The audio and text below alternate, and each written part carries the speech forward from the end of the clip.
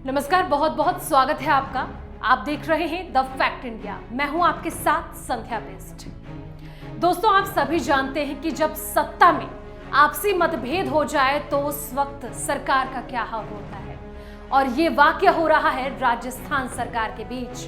जी हां, आप सभी जानते हैं कि राजस्थान के जालौर की वो घटना जिससे अभी देश उभर भी नहीं पाया है, और हर कोई जो दलित छात्र की मौत हो गई थी जब टीचर के द्वारा उसे पीटा गया था मात्र एक पानी पीने के चलते, और उसके बाद जो संग्राम छिड़ा था पूरे देश भर में, हर कोई मांग कर रहा था कि उसकी गिरफ्तारी हो और कड़ी से कड़ी सजा दी जानी चाहिए। लेकिन उसके साथ साथ सरकार पर भी कई तरीके के सवालिया निशान खड़े हो गए थे।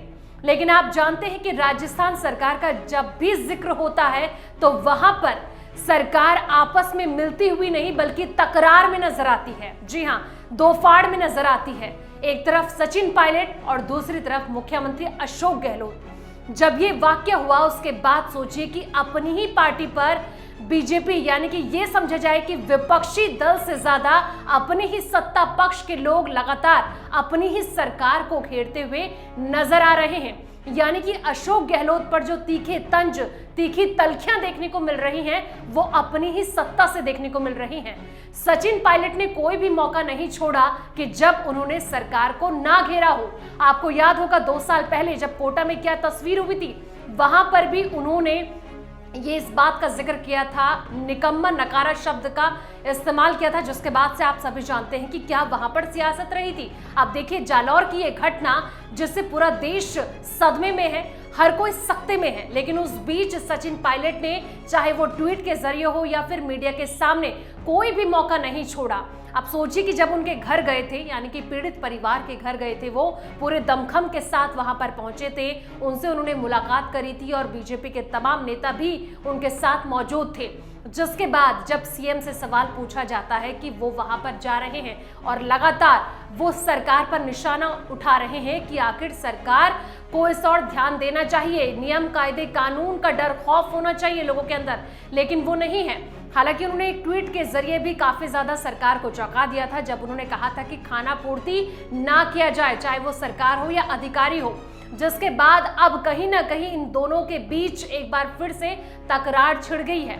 या यूं समझा जाए कि जिस तरीके से पीड़ित परिवार के घर सचिन पायलट पहुंचे थे, अब सीएम को ये बात रास नहीं आ रही है। हालांकि क्योंकि चुनाव भी नजदीक है, विधानसभा चुनाव नजदीक है, और पल पल की अपडेट, पल पल की निगरानी रखी जा रही है, चाहे वो राहुल गांधी की तरफ से हो या फिर कांग्रेस अध्यक्ष सोनिया गांधी की तरफ से हो। पूरी नजर राजस्थान पर रखी जा रही है, और इसी बीच जो 2 खेमे बढ़ चुके हैं सरकार के, वो यहाँ पर नजर आ रहे हैं, और कहीं ना कहीं इसका सीधे तौर पर लाभ आने वाले वक्त में बीजेपी को हो सकता है।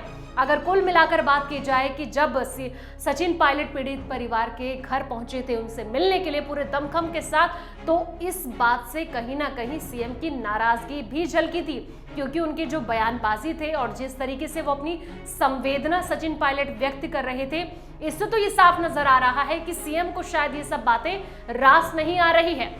और चूंकि इस वाक्य के प्रकरण से ही नहीं देखा जा सकता है, बल्कि जब से लगातार इन दोनों के बीच ये जंग छिड़ी है, काफी वक्त हो गया था, और लगातार एक के बाद एक बहसबाजी का दौर भी इनकी तरफ से देखने को मिला है। अब ऐसे में जो ये जालौर का मुद्दा है, क्या आने वाले वक्त में ये राजनीति रूप आक्रामक रूप इख्तियार कर सकता है? इस पर आपकी क्या राय है? कमेंट करके अपनी राय जरूर दें, और साथ ही हमारे चैनल को सब्सक्राइब करना ना भूलें ताकि हर एक अपडेट यूं ही आप तक पहुंचे सबसे पहले।